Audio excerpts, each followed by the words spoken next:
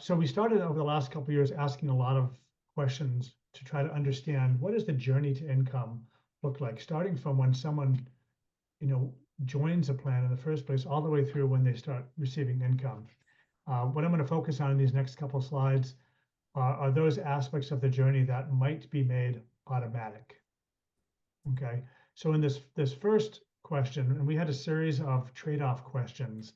This is one of them, and this is the exception to the blue-green color coding. So the top set of bars are participants, even though there's some blue on the right, and the bottom set are sponsors, even though there's some green on the left.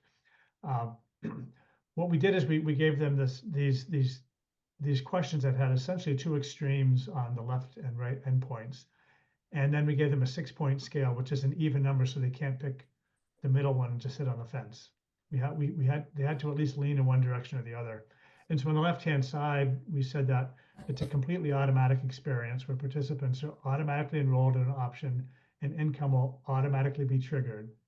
They will have less control, but it requires little to no effort on the part of participants. And on the right-hand side, we described a completely manual experience where participants have to select things in terms of getting into an option with income and then selecting when income begins, and they have much more control over that. And both audiences were essentially split right down the middle, where about half said they prefer completely automatic and half said completely manual. This I think demonstrates that the journey to retirement income is not a single journey. Right? We have to build in the ability to support multiple journeys for different types of individuals and what their preferences are. And in a new question this year, we presented 6 different paths to income. And let me just kind of describe the left a little bit.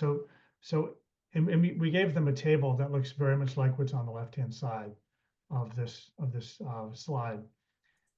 And each and every one of them includes people getting enrolled into the plan, saving at some level, into some type of growth fund. So that's the same in every single case. What could change is whether that fund also included income in it or not. And you can see paths A and C did.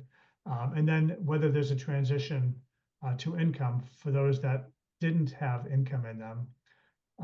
So either that transition is automatic or the participant elects to transition into income. And then there's also whether or not the income automatically starts or the participant has to elect it. And on the right column of that table shows how many decisions or elections the participant needs to make in that path.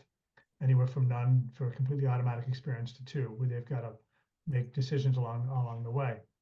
And so on the chart in the middle, we asked which one they prefer, and we found some interesting things. So one is we found that sponsors favor paths that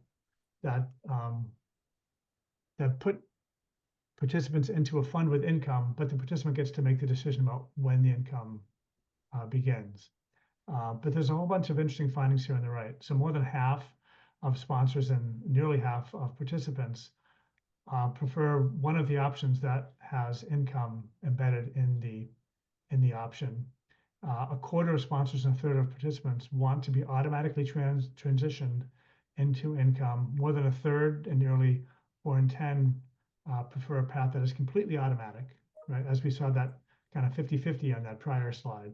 And about half of sponsors and participants prefer a path where the participant makes that final decision to start income. And only about 1 in 10 prefer a path where the participant makes the election at each stage, which is very different from the 50% of both audiences that want a completely manual experience. When we actually lay out how this journey might go, we get a little bit of a different answer in terms of whether they want things to be more automatic or more manual. And then last on the journey piece, and also relevant to automatic, is whether once income begins, should the payments be sent automatically, or is it something where the participant needs to elect them essentially manually? And in the qualitative research on the left, it's clear that both sponsors and advisors prefer the income be automatic. In fact, in one of the interviews in the 2023 study, one of the advisors used the term mailbox money, that people like getting that automatic money every month, whether it's in their mailbox or in their checking account directly.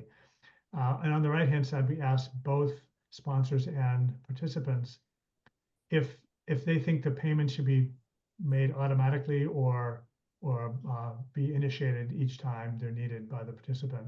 And we got very consistent results that about 6 in 10 of both groups prefer automatic payments.